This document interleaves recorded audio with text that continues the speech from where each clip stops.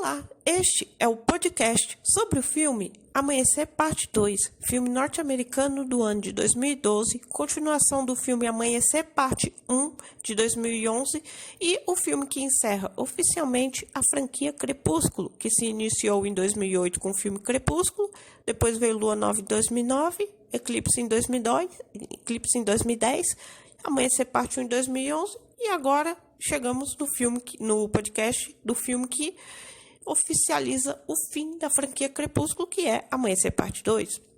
O filme foi dirigido pelo diretor Bill Condon, que também dirigiu o filme Amanhecer Parte 1 de 2011. O filme teve produção de Rick Godfrey, Karen Rosenfeld e Steph Meyer. Steph Meyer é autora de todos os livros da franquia Crepúsculo. O roteiro foi adaptado por Melissa Rosenberg, que também roteirizou os outros filmes da franquia Crepúsculo. Ela que foi a roteirista de todos os filmes da franquia Crepúsculo.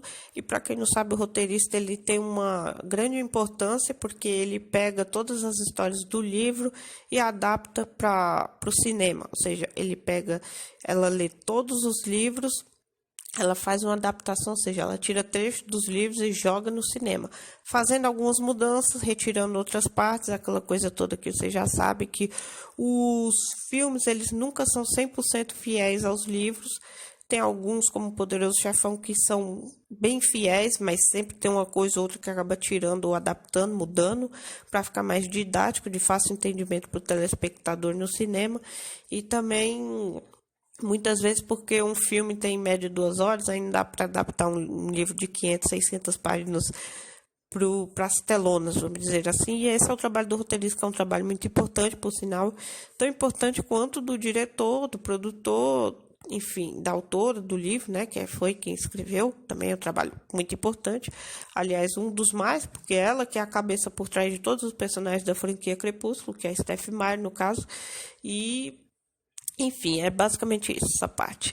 E o filme foi distribuído nos Estados Unidos pela Summit Entertainment e aqui no Brasil pela Paris Filmes. Seu lançamento se deu no dia 15 de novembro de 2012 no Brasil e 16 de novembro de 2012 nos Estados Unidos. O orçamento de Amanhecer Parte 2 foi de $120 milhões, ou seja, o filme mais caro da franquia Crepúsculo, e teve uma bilheteria de $829 milhões, ou seja, foi o filme mais lucrativo da franquia Crepúsculo. Foi o filme mais caro e mais lucrativo ao mesmo tempo. Fazendo a matemática até que faz sentido. O que foi mais caro foi mais lucrativo. É claro que poderia ter sido diferente, poderia ter sido menos lucrativo, mas foi o mais lucrativo porque estava todo mundo muito ansioso para assistir esse filme, porque é o filme que, como eu já citei, é o filme que oficializa o fim da franquia Crepúsculo. Todo mundo queria ver a Bella como vampira. O trailer mostrava cenas muito interessantes. O filme, assim como seu antecessor e o Lua Nova, eles têm uma fotografia muito boa. Eu não cheguei a comentar isso no podcast de Lua Nova, mas vou comentar aqui rapidamente. A produção de Lua Nova está muito bem feita, está impecável. A fotografia, os efeitos visuais especiais também estão muito bons, assim como Eclipse. E Amanhecer Parte 2 não está diferente, tem uma produção impecável, a fotografia está esplêndida. Os efeitos visuais, sonoros especiais também estão extremamente convincentes, nota 10, parabéns nesse quesito. É claro que aí já peca em outros quesitos, como trilha sonora e atuações, né? Deixa a desejar. A trilha sonora do filme não é ruim, mas tem aquelas músicas pop, né? Pra chamar a atenção do público adolescente, que é um bem clichêzão desses filmes. Aí eu fico assim, a trilha mais ou menos. Atuações assim mais ou menos no mesmo nível dos outros seus antecessores. É claro, no último filme agora, como a Bella é uma vampira, a gente vê uma leve evolução em termos de atuação da parte da Kristen Stewart, porque agora ela tem que interpretar a Bella como vampira, e a Bella como vampira ela não tem mais os sentimentos que ela tinha quando humana, que ela tinha sentimentos de insegurança, de fragilidade, de medo e de desespero. Agora ela é uma vampira destemida, uma vampira robusta assim no sentido de força, que é a mais forte, que eu também não entendo, porque nas histórias dos vampiros, os vampiros vão ganhando mais força ao longo dos anos. Aqui é extremamente contrário, quando ele acaba de nascer como vampiro, ser um recém-criado, ele ganha muita força, e ao longo dos tempos vai ficando mais fraco. Eu não entendi isso, mas enfim, né? mais uma das falhas da franquia Crepúsculo, né? Assim como a Bella e o Edward ter se apaixonado, o Jacob ter se apaixonado pela Bella, depois ter se apaixonado pela filha da Bella, que também foi outro erro, eu já vou comentar sobre isso. E, enfim, voltando para a Bella como vampira, todo mundo tá ansioso para ver a Bella como vampira, porque agora ela é uma vampira que não depende mais do Edward, do Jacob, nem de ninguém mais para porra nenhuma, porque agora ela por si só já se basta. Agora é ela que protege a filha, não é mais ninguém que protege ela, porque a filha dela está sendo ameaçada de morte pelos Volturi, porque eles acreditam que ela é uma vampira, imortal, que ela é um ser imortal e crianças imortais são proibidas pelas leis dos vampiros. E essa parte da lei dos vampiros só fica esclarecida aqui no último filme por conta da existência da Renesmee, né? E a Bella promete que vai proteger a filha, e aquele sentimento de mãe que até convence, né, o telespectador. Por isso que eu falo que em vários momentos aqui a Kristen Stewart, diferente dos outros filmes, ela já convence melhor como uma vampira, né? Como vampira, ela conseguiu atuar assim que deu pro gato. Não é aquela coisa, aquele nível de atuação ao nível entrevista com vampiro, que os vampiros são extremamente convincentes, ou um nível de atuação ao nível Poderoso Chefão, mas aí já não teria nem como, porque são poucos que têm esse nível de atuação, e mais especificamente os atores que atuaram lá. E alguns outros, né, como Robert De Niro, Joe Pesci, outros grandes veteranos do cinema também podem chegar a esse nível de atuação, mas não para atores novatos, ainda mais da franquia Crepúsculo, né? Aí também já estava querendo pedir demais, mas a atuação aqui dela deu pro gasto, né? Deu uma boa melhorada em relação aos outros filmes em que ela interpretava a Bella ainda humana. A Bella como vampira já deu uma boa melhorada, não muita, mas deu. Visualmente falando, a Bella também já tá bem melhor, né? Porque os vampiros, assim, não só em termos da franquia Crepúsculo, mas como em termos de toda a construção narrativa de qualquer história de vampiro, os vampiros são descritos como seres belos, como seres que atraem a atenção por serem extremamente bonitos. E a Bella aqui, ela fica mais bonita, assim. A Kristen Stewart, ela é uma atriz bonita, mas a Bella, ela tinha um visual meio relaxado, meio desleixado, jogado de lado, ela meio que não era vaidosa, aquela coisa toda. E aqui ela já fica muito bem, as roupas dela são muito mais bonitas, o visual dela, assim, o rosto bem maquiado, assim, aquela coisa bem diva pop, sabe? Que ela fica muito bem nesse quesito, visualmente falando. Em termos de atuação também já dá uma boa melhorada. Que nem eu falei, a Bella não precisa mais de ninguém pra pôr nenhum, ela por si só já se vira. E ela é a mais forte de todo mundo. Ela vai ser sempre a primeira a ser escolhida na aula de educação física, a brincadeirinha que leve. Enfim, é basicamente isso. Estava todo mundo ansioso para ver a Bella como vampira. Muita gente gostou, muita gente se decepcionou, porque estava esperando mais. Mas enfim, isso daí fica pela questão pessoal de cada um. E como eu já falei, né, o orçamento, o filme Amanhecer Parte 2, teve um orçamento de 120 milhões de dólares, com uma bilheteria de 829 milhões de dólares. O filme mais caro e mais lucrativo ao mesmo tempo, por essas questões, principalmente pelo fato de todo mundo esperar a Bella como vampiro e o feliz para sempre dela como Edward, por isso que foi o mais lucrativo, e o mais caro porque exigiu uma produção, assim, produção bem maior se comparado com os outros filmes.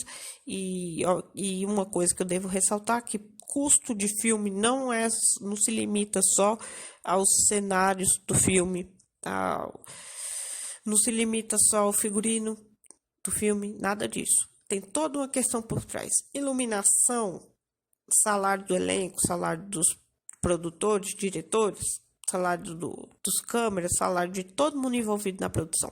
Isso também tem um custo muito alto, mas a produção que tem um custo mais alto ainda. Fora efeitos visuais, efeitos especiais, que tem um custo ainda maior. E quanto melhor o efeito, mais caro fica. E outra coisa, para quem não sabe, por isso que esses filmes geralmente custam milhões de dólares, porque tem toda uma questão, e fora salários que eles têm que pagar à parte para empresários e tudo mais, porque isso também conta, para quem não sabe. E empresários, as pessoas que estão por trás do financeiro, do administrativo do filme, porque também tem a parte administrativa do filme. Não penso que o filme se limite só ali o cara filmando, a pessoa ali na frente atuando, não. Tem toda uma produção por trás e ainda tem as questões administrativas e financeiras, né? E também tem que, e no curso já inclui esse pessoal também. E como esse filme foi, em termos visuais, foi o melhor produzido, obviamente teria que ser o mais caro, né? Mas assim, agora fazendo um apanhado geral da franquia Crepúsculo, o custo total da franquia Crepúsculo, que foi de 2008 a 2012, foi de aproximadamente 385 milhões de dólares, ou seja, a franquia custou muito caro, mas valeu a pena porque a sua bilheteria total foi de 3 bilhões e 341 milhões de dólares aproximadamente, ou seja, o lucro foi aproximadamente 10 vezes maior do que o custo, então valeu muito a pena. Assim como, por exemplo, no caso do filme Titanic, que teve um custo de 200 milhões de dólares e uma bilheteria de 2 bilhões de dólares, ou seja, o lucro foi 10 vezes maior do que o custo, valeu a pena. Em breve eu pretendo fazer um podcast sobre esse filme que é muito bom, uma grande obra-prima do cinema, junto com outras grandes obras-primas como Poderoso Chefão e O Vento Levou, Casablanca. Eu também pretendo falar sobre esses filmes em breve. Esses filmes são muito bons, já assisti, confiram, assistam. E O Vento Levou, ele tem quase 4 horas de duração, mas vale a pena. Titanic, 3 horas e 15 minutos, vale a pena. Casablanca, um pouquinho mais curto, 2 horas, também vale a pena. Fica aqui minhas recomendações para filmes, assim, grandes clássicos do cinema. Trilogia O Poderoso Chefão, já gravei podcast aqui, não vou nem comentar, porque é impecável, todo mundo tem que ver. Mas você tem que ter maturidade para assistir. Se você for um jovem adolescente, só se liga em negócio de Crepúsculo, Harry Potter e super-herói, não perca seu tempo não, porque esse filme é para poucos. Para pessoas que têm assim, a mente bem elevada em termos cinematográficos, pessoas que apreciam o cinema, a arte do cinema, não só em efeitos especiais. É claro, eu gosto da franquia Crepúsculo, Harry Potter eu ainda não assisti, pretendo assistir em breve, até para gravar aqui. Filmes de super-heróis eu não tenho nada contra, tem uns que são até bons, assim, tem umas histórias até legais, mas é que nem eu falei, O Poderoso Chefão é assim, uma história narrativa para quem aprecia o cinema assim, na sua profundidade. Assim, não é só para efeito visual, não. Ele tem todo um contexto narrativo por trás que é muito poderoso, que só poucos vão saber apreciar da forma que merece. Fica aqui minha dica, minha recomendação para filmes e minha leve observação para isso. Mas vamos voltar para Amanhecer Parte 2, que é o podcast que a gente está gravando aqui. Esses outros filmes vai ter, já teve a trilogia O Poderoso Chefão, os outros vai ter um momento deles, espero que em breve. E aqui, como curiosidade do filme, o filme Amanhecer Parte 2, ele foi gravado simultaneamente com Amanhecer Parte 1, ou seja, gravaram Amanhecer Parte 1 e Amanhecer Parte 2 simultaneamente, ou seja, juntos. Eles não gravaram o primeiro Amanhecer, o Parte 1 para depois gravar a Parte 2, não, foram gravados, rodados junto ao mesmo tempo. Tipo, um exemplo, hoje a gente grava Amanhecer Parte 1, cenas de Amanhecer Parte 1, amanhã de Amanhecer Parte 2, aí fica intercalando, assim, sabe? Fizeram tudo, terminaram tudo no mesmo tempo, e deu muito certo. Os dois filmes teve um custo, o outro foi 110 milhões, 120 milhões, ou seja, 230 milhões, o custo dos dois juntos. Ou seja, mas em termos de bilheteria foi quase 1,5 bilhão. Então, de todo jeito, valeu muito a pena, né? É claro, para os atores deve ter sido bem cansativo. Você gravar um filme já é cansativo, imagine 2 ao mesmo tempo. O mesmo aconteceu com os filmes 50 Tons Mais Escuros e 50 Tons de Liberdade, que foram rodados simultaneamente. Esses dois filmes fazem parte da trilogia 50 Tons de Cinza, que em breve eu também gravarei um podcast sobre eles. Quem sabe os próximos podcasts já não sei sobre essa trilogia. Essa trilogia que tem erros ainda mais graves do que a franquia Crepúsculo, mas são erros tão ruins, tão escrotos, que chega a ser até engraçado, e de tão engraçado chega até a ficar bom. É aquela história, isso é uma coisa tão ruim que chega a ser boa. Então, é nesse sentido. E eu pretendo gravar em breve porque vai ficar muito engraçado, vocês vão rir muito. E no elenco do filme Amanhecer, parte 2, nós temos aqui, vou citar só alguns, não vou citar todos, porque se eu for citar todos, esse podcast não tem mais fim. Só vou citar as mais importantes, figuras mais importantes. Nós temos a Kristen Stewart como Isabelle Swan, agora Isabella Cullen, né, porque ela se casou com o Edward no primeiro filme, e aqui ela já é oficialmente a senhora Cullen, já é uma vampira, assim como os outros Cullen, ou seja, não tem mais nenhum humano vivendo entre os Cullen, né, e o filme já desperta com a Bella sendo vampira.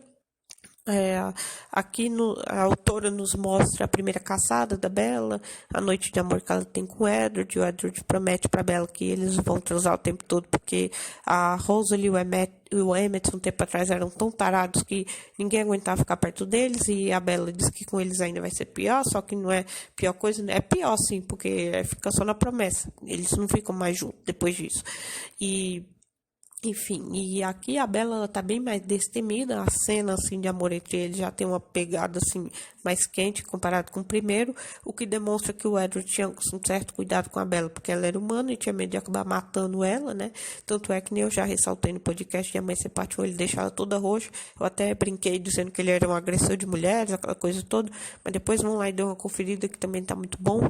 Podcast de A Mãe Sem Parte 1. E nós temos vários momentos românticos da Bella com o Edward, né, nesse filme, assim como em Amanhecer, assim como em Crepúsculo, eles têm muita cena juntos, aqui eles voltam a ter muita cena juntos também, né? E principalmente que agora eles têm um elo de ligação, que é a Renée, que é a filha deles, que um erro grave da franquia Crepúsculo que eu devo ressaltar aqui é que, como a Bella, sendo humana, conseguiu engravidar de um vampiro que a gente sabe que não pode ter filho, tanto é que a Rosa, em Eclipse, estava se lamentando com a Bella que ela nunca ia poder ser mãe, porque como vampira ela tem tudo congelado dentro dela. Então você deduz que os vampiros machos também têm tudo congelado dentro deles, no caso o esperma. E como é que ele consegue engravidar a Bella sendo humana? É isso que ficou na cabeça de muita gente. Foi uma falha muito grave da franquia Crepúsculo. Tudo bem, uma das, né? Porque a maior falha, eu já vou comentar logo a seguir. E porque, assim, como é que um vampiro vai engravidar uma humana, sendo que tudo dentro dele, as órgão genital, tudo, tá tudo congelado. Porque ele, tecnicamente falando, é um ser morto. Porque tá tudo congelado. Nem coração tem batendo. Como é que vai ter esperma para poder reproduzir? Me explique isso. Se vocês conseguirem me explicar, eu vou ficar muito agradecida, porque eu não estou conseguindo entender. Porque é uma questão assim, eu não consigo entender como é que ele conseguiu. Digo e repito, por favor, me explique. Quem conseguir me explicar, eu vou ficar muito agradecida, porque um vampiro conseguir engravidar um humano é algo raro na história, né? É uma das grandes falhas da franquia Crepúsculo.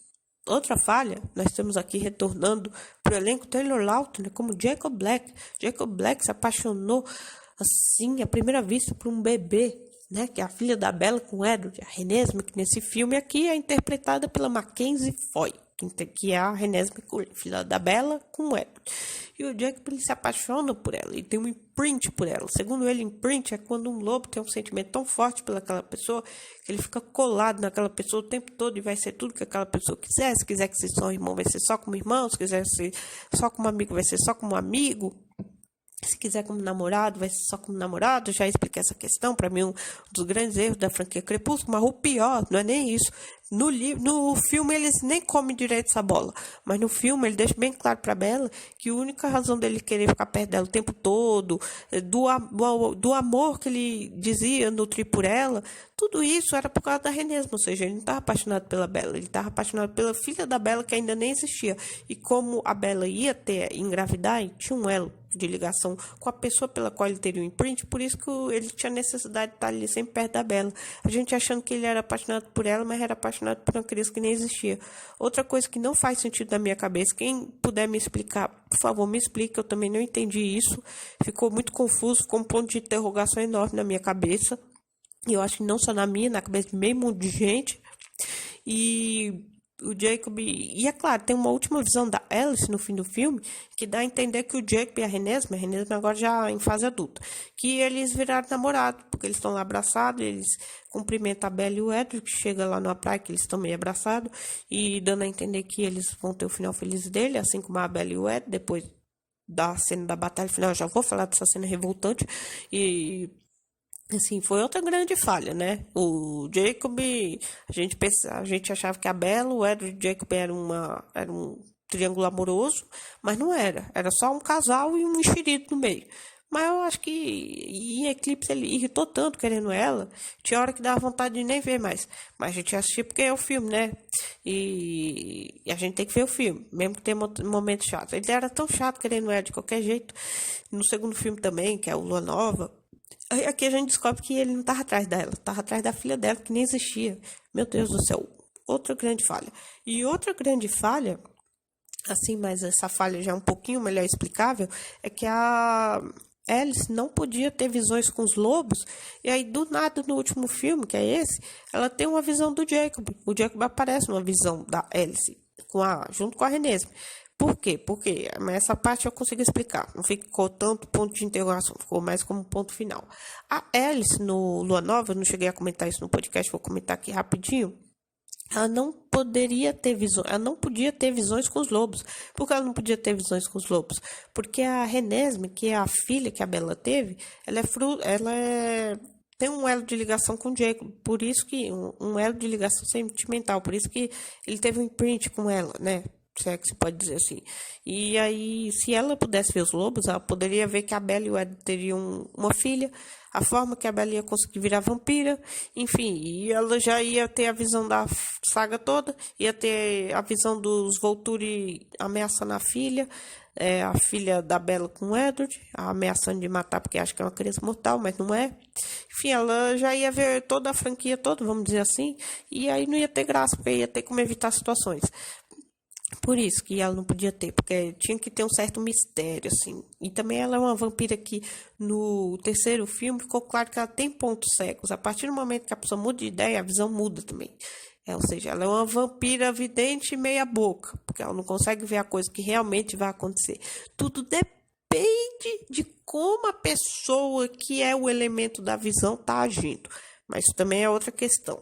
Mas enfim, aí ela passa a ver, ela só consegue ver o Jacob no final do filme Amanhecer Parte 2 numa visão dela, porque ali, a essa altura, os dois o Jacob e a Renesmee já não correm mais nenhum perigo, já estão juntos, a Bella já virou vampiro, ou seja, não tem mais porra nenhuma pra acontecer, aí já não tem problema ter visão com os lobos, vamos dizer assim que essa proibição já não existe mais.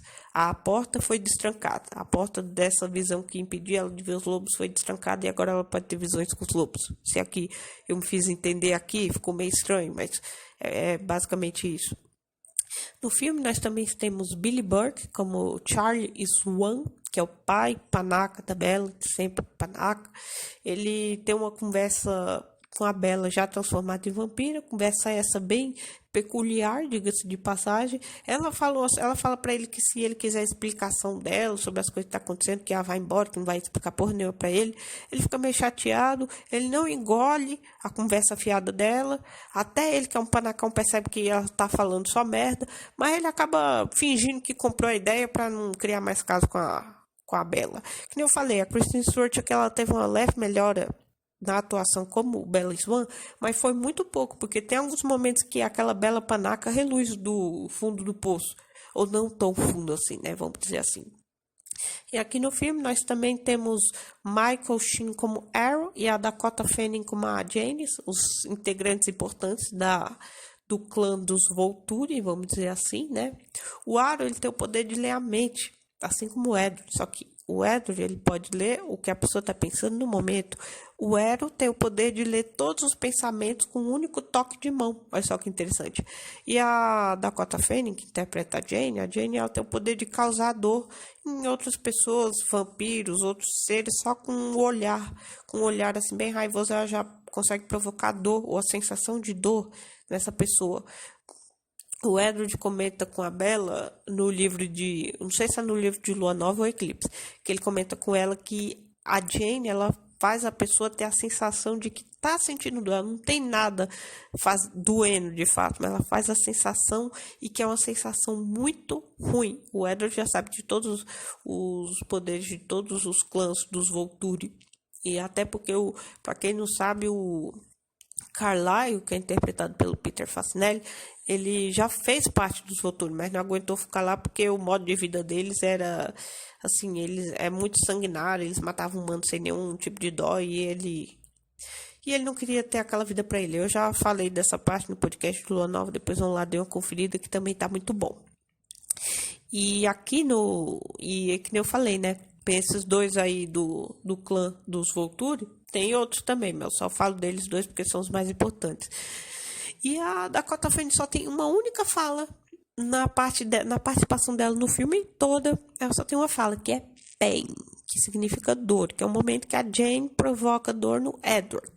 E aí a Bella, com seu poder de escudo, para quem não sabe, a Bella ela tem um poder de escudo. Aí você me pergunta, o que é esse poder de escudo? Eu respondo, esse poder de escudo é uma espécie de uma redoma que a Bella cria ao seu redor e ao redor de outros, que ela tem esse poder de ir expandindo, essa redoma, para proteger. Então, tipo, do que a Jane joga o olhar dela pro Edward e ele começa a sentir dor, a Bella expande essa redoma que ela tem na mente dela, né, que é esse escudo, e acaba protegendo o Edward da dor, e aí ele passa a ir sentindo bem menos dor, até que ele não sente mais nada, porque a Bella tá protegendo ele com esse escudo que ela tem. Inclusive, é por conta desse escudo que ela tem, que o Edward não conseguia ler a mente dela, desde o primeiro filme. Lembra que eu falei que só no último podcast que eu ia revelar porque ele não podia ler a mente dela? Então, é por isso, porque a Bella, mesmo antes de se tornar vampira, ainda humana, ela já tinha essa redoma, essa proteção, esse escudo na mente dela. Só que a única coisa que ela poderia fazer é se proteger. Agora, como vampira, ela, além de se proteger, ela pode proteger outros também. Porque agora, como vampira, ela pode expandir esse escudo, coisa que ela não poderia fazer ainda humana. Tanto é que o Edward não lia a mente dela, o Aaron no segundo filme tentou ler a mente dela, não conseguiu, a Jane tentou provocar a dor na Bella, também não conseguiu, a vampira, a Kate, interpretada pela Cassie LaBelle, aqui nesse filme de Amanhecer Parte 2, ela tá dando choque no Edward, então é um momento que ela tá dando choque no Edward, e a Bella meio que joga ela longe, e aí para jogar ela longe ela tem que encostar nela. E a Kate, com a sua corrente elétrica, ela não consegue dar choque na Bella. Por quê? Por causa desse escudo que protege a Bella de todos os outros poderes de todos os outros vampiros. Tem uma parte de uma vampira índia, né? Porque na cabeça dessa autora maluca no Brasil só tem índio e mato. Ela tenta provocar uma sensação do Edward que ele tá vendo outro lugar. Só que a Bella, como ela tem esse escudo, ela não tá conseguindo ver esse outro lugar que o Edward vê.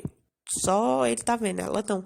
E por que ela não consegue ver? Por causa desse escudo. E é nesse momento que a Bella descobre que ela tem um escudo, porque tem um vampiro lá que eu não sei quem é, que também não interessa, que ele diz pra Bella, eu já conheci outros vampiros com escudo, mas você é diferente deles.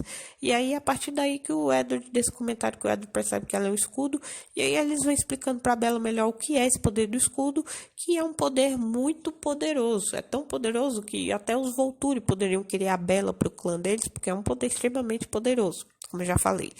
E eu já vou falar dessa cena logo mais.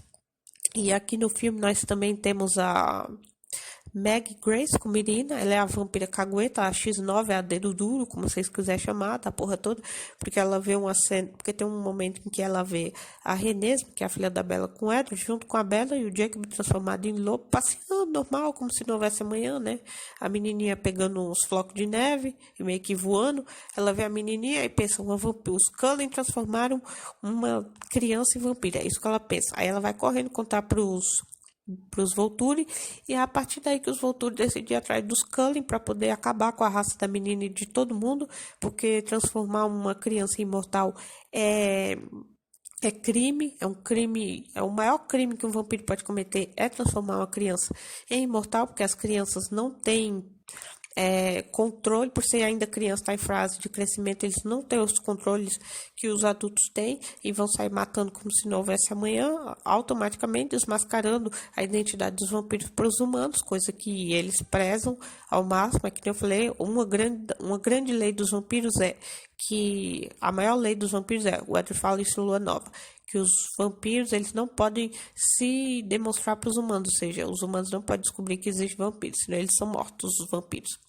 E aí ela tem essa cena que ela vai contar, o Aro decide que vai juntar a galera toda lá para poder acabar com a raça dos Cullen da menina, porque é proibido uma criança vampira, mas a gente sabe que ela não é uma criança mortal porque ela cresce todo dia, mas eles não sabem. E é a partir daí que a Alice tem uma visão dos Volturi vindo atrás dos Cullen, e é a partir daí que eu posso dizer que o filme começa a andar para valer, porque até então tá tudo meio parado, a Bella, o Edward ali caçando, ela se descobrindo como vampira, aquela coisa toda, e nesse meio tempo ela descobre que o Jacob teve um empreite com a filha dela, dá molesta com o Jacob, ela joga o Jacob longe, e é a partir daí que o Jacob revela para Bella que o único motivo dele ficar perto dela o tempo todo, mesmo quando ela ainda era humana, era por causa da Renesme, porque estava apaixonado por a Renesme. É claro, ele não usa essas palavras, ele usa outras palavras, né?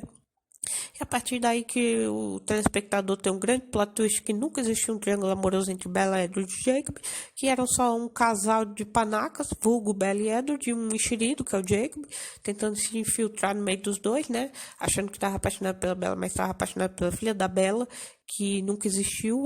Digo e repito, é uma grande incógnita, uma das maiores incógnitas da história do cinema. Se alguém puder me explicar, por favor, me explique, porque eu não estou entendendo mais nada, né? Assim como outras questões do filme que não vem ao caso. E o Jacob, aí ele revela isso pra Bella, ela fica puta da vida, né? Joga ele longe, ainda machuca o outro lobo, enfim. É uma confusão, só a Bella também tá agressiva aqui. Tá com o diabo no corpo, perdão da palavra. Ela tá com sangue nos olhos, literalmente, né? Até porque ela é uma recém-criada.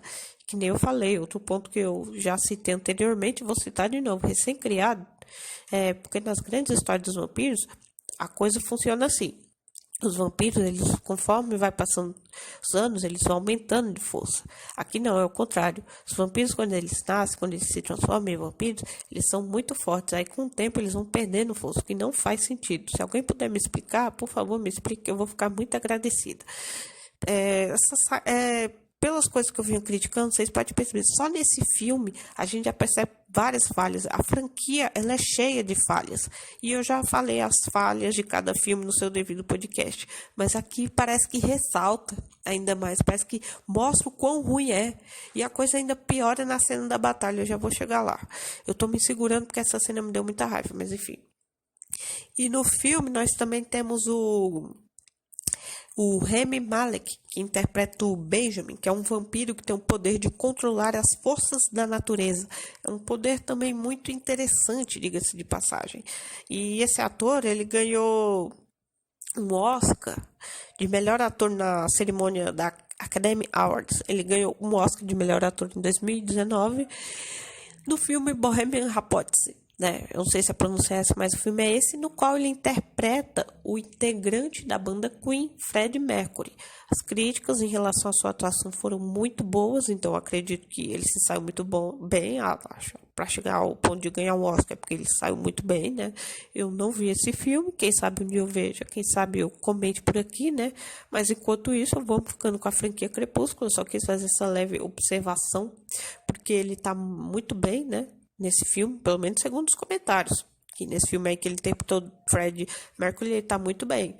Ou seja, é um ator de Crepúsculo que se deu muito bem, ao ponto de ganhar um Oscar. Outros atores que até se deram bem, assim, antes de eu ir pro meu top 10 de melhores cenas, a Kristen Stewart, que ela fez uns filmes interessantes, vamos dizer assim. Inclusive, ela fez aquele filme Branca de Neve e o Caçador, que é muito bom e recomendo. E nesse filme aí, aqui fazendo uma leve observação, foi nesse filme que ela foi desmascarada, porque ela foi pega traindo o Robert Pattinson com o diretor do filme Branca de Neve e Caçador, que é o Rupert Sanders. E ela foi flagrada, ela e o Sanders estavam num momento de muita intimidade numa praça, num parque, muito esperta, né? Foi flagrado por um paparazzi, né? Momentos muito calientes com esse diretor, e as fotos dele de conchinha com ela no parque, lá na maior pegação, foram parar no dia seguinte, logo no dia do flagrante, no dia seguinte, isso foi em agosto de 2012. Em todas as manchetes de jornais famosos dos Estados Unidos, consequentemente para todas as manchetes de todos os jornais do mundo inteiro. E o Robert Pattinson ficou como o corno do ano, né? Porque ela estava com ele, quando ainda estava com esse diretor. Deu ruim, eles terminaram o relacionamento deles, e até foi embora de uma casa que estava com ela, e ela se retratou, mas não tinha do que se retratar, né, porque estava ali nas fotos, né, ela e o diretor junto, não tinha como se explicar, mas enfim, eu não vou entrar em maior detalhe aqui de fofoca de vida romântica de ninguém, não. E só para ressaltar esses romances que tem filme, novela, que o casal protagonista, os atores na vida real decide namorar também, para mim é tudo fake, é tudo fachada, porque depois de um tempo eles se separam também. Eu sei que vocês vão falar, mas era amor, ficar tanto tempo contracenando juntos, que acabaram se apaixonando, não sei o quê. Até pode ser que rola ali uma química, uma pegação, alguma vontade de dar uns pega, aquela coisa toda, mas não me convence, não. Para mim é tudo fake, é tudo estratégia de marketing, enfim, mas cada um fica com sua opinião.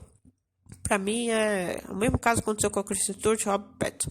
Parece que era mais uma exigência dos produtores, né? Chega a ser porque a Bella e o Edward eram o casal do momento, nesse período Crepúsculo 2008-2012.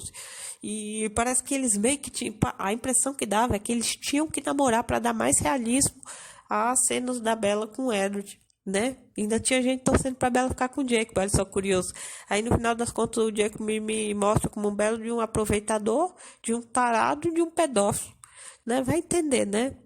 Mas enfim, e o Jacob começou tão bem a franquia Crepúsculo, ali até Eclipse ele tinha vários momentos racionais, ele tinha vários momentos que ele tentava abrir os olhos da Bella para a realidade, que as escolhas dela, tudo bem, cada um tem o direito de fazer a sua própria escolha, mas que essa escolha dela era errada demais, era escrota demais, e ela sempre cagando para ele, dando o dedo do meio para as opiniões dele, vamos dizer assim. Claro que ela não fez isso, mas é uma forma abstrata de comentar.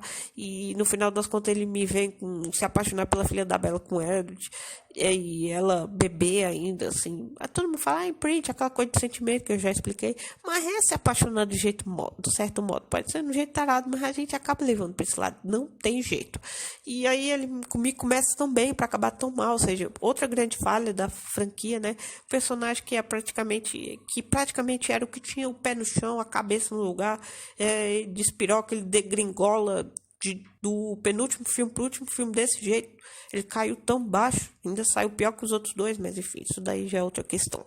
Grande revolta minha. Essa franquia é assim, ela é boa, né? Mas é ruim ao mesmo tempo.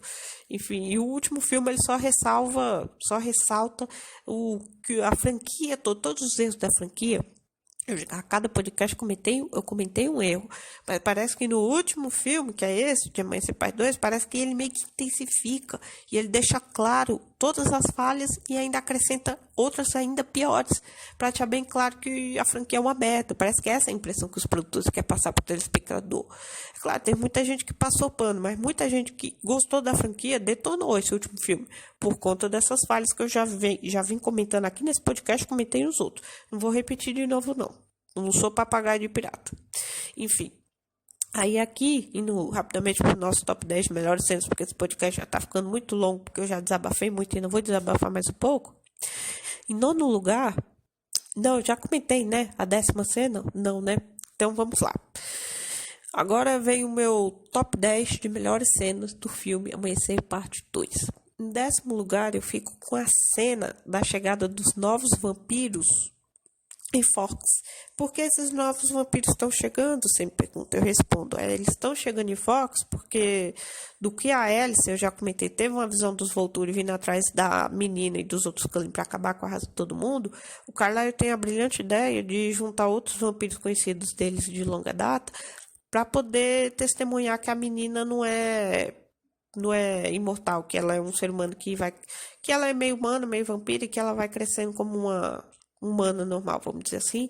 E aí ele decide juntar esses amigos, aí vai chegando uns vampiros lá, chega os amigos do Jasper do passado, chega 2 russos, chega um vampiro lá meio marrento, chega 2 vampiras índias do Brasil, como eu falei, parece que essa autora pensa que no Brasil só tem de mato, e chega o Benjamin, né, que eu já citei, que é o Rami Malek, que é o vampiro que tem o poder de controlar as forças da natureza. Inclusive ele na cena da batalha final, lá na visão da Alice, eu já vou começar a comentar essa parte desastrosa da franquia.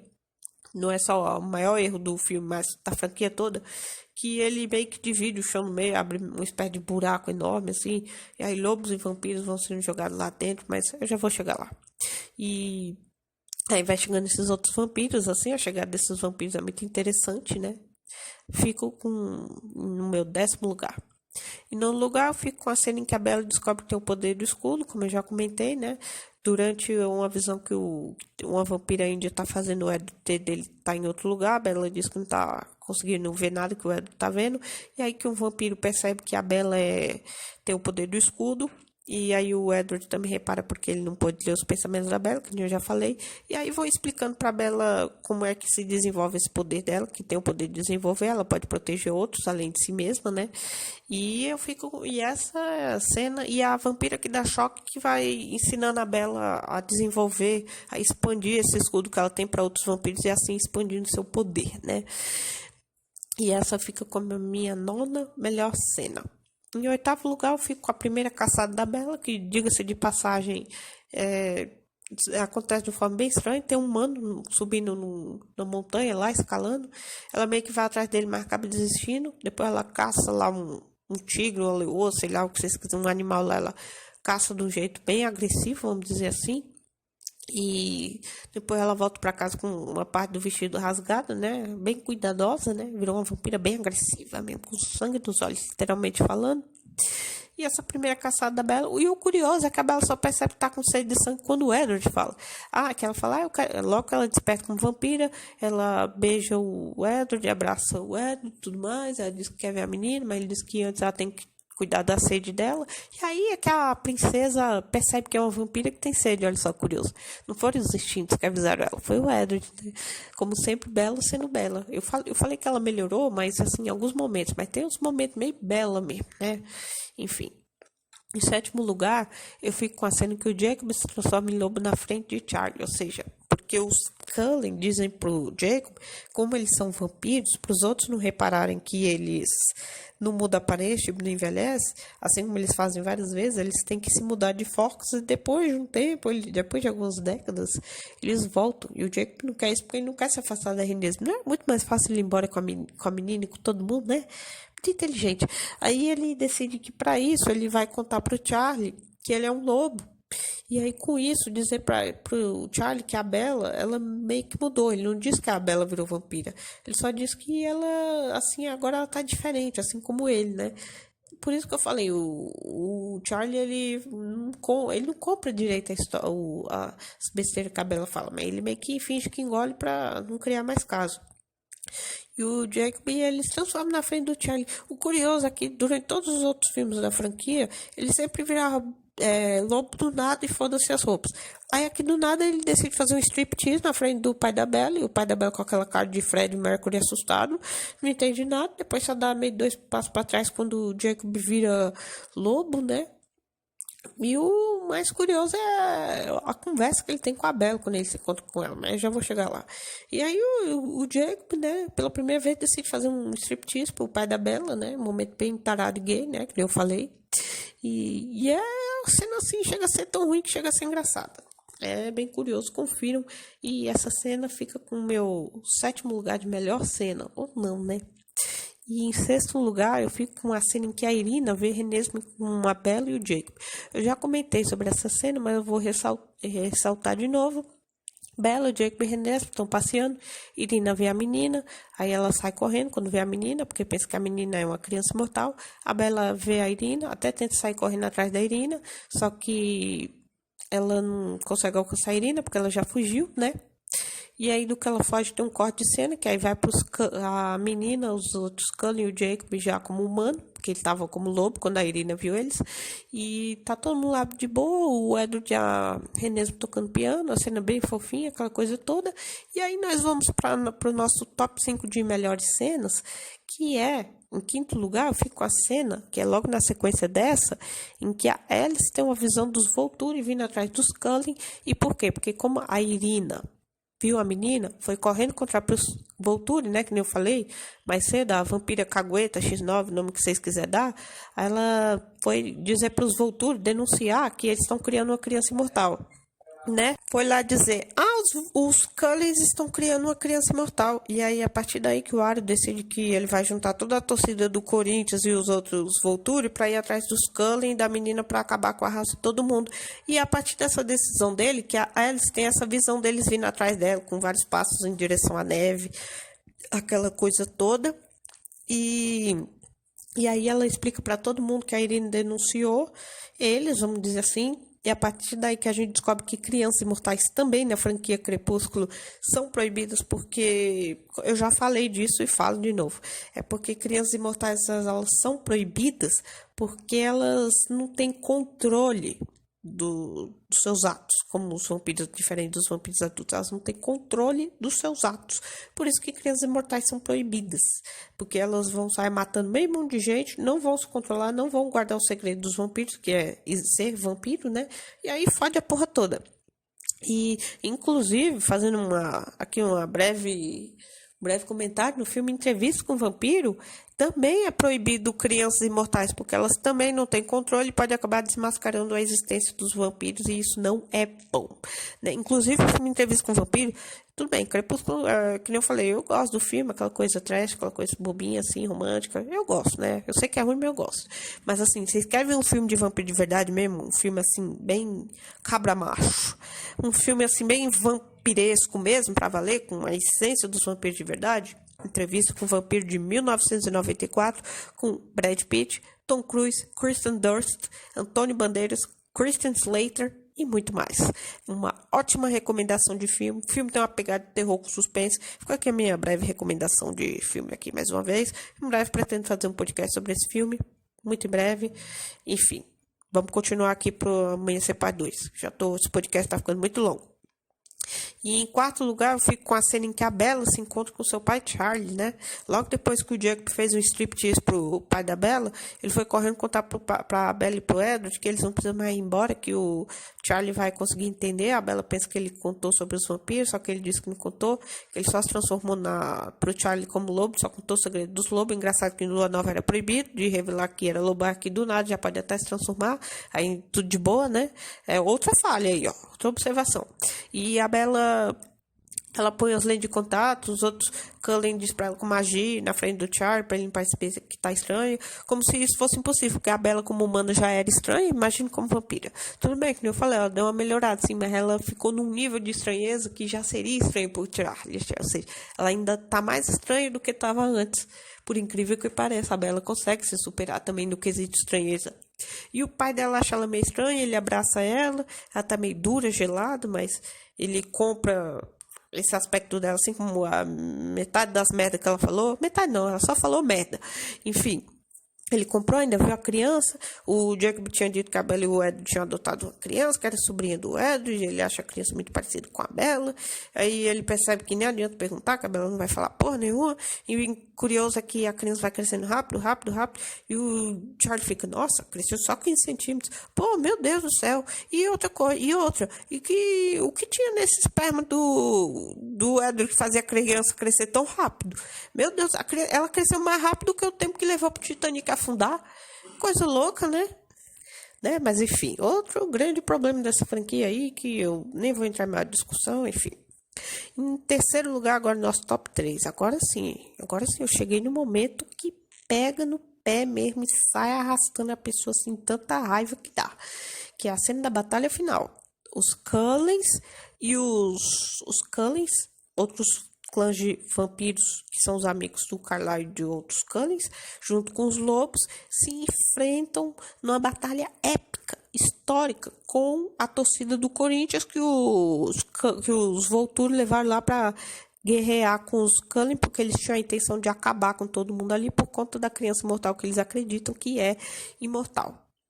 E aí o que acontece? Nós temos uma luta épica, histórica. Nós precisamos finalmente de todas as falhas da franquia Crepúsculo. Finalmente eles acertaram criando essa cena épica, essa luta épica, histórica. A melhor luta de toda a franquia Crepúsculo, a melhor luta de todos os tempos da história do cinema. Você pensa isso, tão boa que tá a luta, tá muito bem feito. O vampiro lá, o Benjamin, ele racha o chão ao meio e divide num buraco enorme, que os vampiros do bem vão jogando os vampiros do mal. Os vampiros do bem, Cullen, seus amigos, né? Os vampiros do bem vão jogando os vampiros do mal, que é os Volturi e a torcida do Corinthians, vão jogando eles tudo dentro do buraco. Os lobos também vão ajudando os vampiros do bem. E aí, parece até que eu tô descrevendo a novela Os Mutantes, né? Vampiros do bem versus vampiros do mal. Mas eu prefiro falar assim, ficar mais fácil. Enfim, aí tem os lobos também ajudando os vampiros do bem e os vampiros do mal se fudendo. Aí tem um, outro. É claro, nessa batalha final, a gente descobre que tem duas grandes perdas, que é o Jasper e o Carlyle, que acabam indo pra puta que pariu. Eles acabam morrendo feio. Só que e a Bella quase morre. Tem uma parte lá que a Bella quase morre também. Mas aí é na hora que o Benjamin racha o chão ao meio e divide. Aí todo mundo começa a guerrear e a Bella se salva dos vampiros que estavam querendo agarrar ela pra matar. E é uma cena, assim, uma sequência, né? Não só uma cena, é uma sequência, assim, épica, histórica. Você pensa, finalmente acertaram. Finalmente, você tem vontade de se ajoelhar e agradecer aos céus que finalmente os produtores da franquia Crepúsculo acertarem alguma coisa, assim, pra ficar marcado na história do cinema. Você tá muito você tá muito ansioso, muito excitado no bom sentido, não no sentido da putaria, com aquela cena, você tá, meu Deus do céu, finalmente acertaram. Eu comecei a achar estranho, porque eu li o livro, e eu posso dizer claramente, no livro não tem essa luta. No livro é ele chegando, conversando, aquele paranauê bem lento, aquela coisa que nem vai nem fica, porque aí a Alice, na sequência, enquanto eles estão conversando, os Volturi com os Cullen, estão conversando lá sobre a criança ser mortal, os Cullen diz que a menina não é, ele tenta, o Aero tenta fazer os outros vampiros se convencer de que tem que acabar com todo mundo, que o que eles estão dizendo é mentira, que os efeitos de humano na menina é mentira, que ela não é humana por nenhuma. E aí, no fim das contas, quem aparece lá? Sim, ela mesma. Estou contando a parte do livro agora. A Alice aparece com o Japa, com 2 índios brasileiros. Mais uma vez, no Brasil só tem índio de mato, né? Cabeça dessa louca, dessa altura. E aí, tem o vampiro lá, o índio vampiro, ele é metade humano, metade humano, metade vampiro. É um ser híbrido, igual a Renesme, que é filha da Bella, que era humana, com o Edward, que é vampiro. Ele explica toda a história dele, que com 7 anos, desde que nasceu, quando ele ficou no 7º ano de vida, ele já tinha aparência de adulto, e de lá, desde então, ficou desse jeito, e já tinha 150 anos. E aí o Ero, ele acredita, né, que a menina não é um perigo, vamos dizer assim, né? Ele meio que arrega no filme. No filme ele arrega. No livro ele também arrega, mas assim a gente pensa, acreditou na conversa lá do índio e foi embora. Sim, mas no filme é pior. Era melhor que não tivesse tido essa luta, sabe por quê? Agora vem um grande plot twist de toda a franquia Crepúsculo, e eu ouso dizer até a maior trollagem da história do cinema, e eu acho que se fosse só uma trollagem ainda tava bom. Ainda fez todo mundo que tava lá indo no cinema assistir o filme, fez todo mundo de trouxa, mostrando o dedo do meio, viu? Ó, tomaram todo mundo no cu, sabe por quê? Porque essa luta, a época que eu tô falando, não passava numa visão da mãe de Ná, que é a vampira Alice. Essas visões dela sempre foram meio assim, meia boca, assim, né? Tanto é que mudava do nada. Eu não via a coisa como acontecia mesmo. Porque dependendo da situação, a visão pode... Que porra de vidente é essa, gente? Pelo amor de Deus, até Mãe de Ná tinha umas previsões melhor. A vampira Mãe de Ná aqui do filme vem com uma visão dessa e, tipo, isso daí é o diretor mostrando dentro do meio pra todo mundo falar, é ruim, vocês estão aqui, toma, ó. Eu fiquei com muita raiva. Eu me lembro que na época que eu achei esse filme no cinema. Aí tava todo mundo, o quê? Meu Deus, o céu tava tão bom, puta que pariu, meu Deus, tava todo mundo assim, chocado, estágio. Mas como assim? Meu Deus, eu vi esse filme no cinema. E aí eu não acreditei. Eu já tava achando estranho, porque no livro não tem essa cena, que nem eu falei. Na conversa aparece os índios lá, que a Alice leva como testemunha, o vampiro acredita e tchau. E aí acaba o livro. Não tinha isso, era assim que aconteceu no livro. No filme eu pensei, nossa, eles melhoraram muito, porque não tinha essa luta. Eu tava gostando muito da luta.